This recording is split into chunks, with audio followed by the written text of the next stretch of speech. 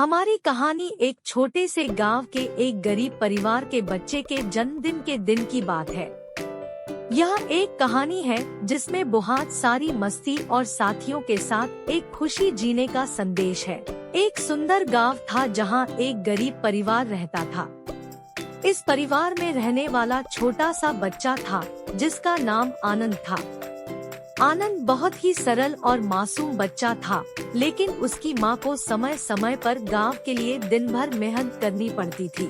एक दिन आनंद का जन्मदिन आया, लेकिन उसके परिवार की आर्थिक स्थिति इतनी अच्छी नहीं थी कि वे जन्मदिन पार्टी का सेलिब्रेट कर सके।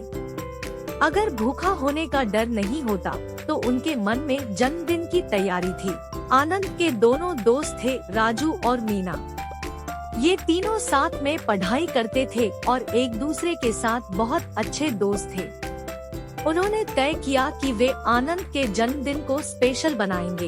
ये तीनों बच्चे समझदार थे और उन्हें यह बात पता थी कि उनके परिवार की स्थिति कुछ अच्छी नहीं थी, इसलिए वे मिलकर कुछ नई योजनाएं बनाने का निर्णय किया।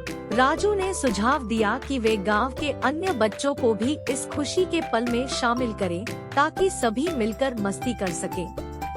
मीना ने उसके सुझाव को सराहा और बोला, हाँ, हम एक साथ मिलकर एक अनूठी जन्मदिन पार्टी आयोजित करेंगे। वे तीनों ने गांव के बच्चों को सबको बताया और समूह बनाया ताकि सभी मिलकर एक साथ मस्ती कर सकें। सभी बच्चे ने मिलकर अपने अपने तरीके से योजना में समर्थन दिया। सजावट और साज सज्जा। राजू, मीना और आनंद ने साथ मिलकर जन्मदिन पार्टी के लिए गांव के सारे बच्चों के साथ खुद को सजाया। वे सारे गुलाबी, पीले और हरे बैलूनों से भरे गुब्बारों और ताजगी से भरे रंग बिरंगे झंडे लेकर आए। बच्चों ने एक सुंदर मंच साझा किया जहां वे गाने गा रहे थे, नाच रहे थे और हंस रहे थे।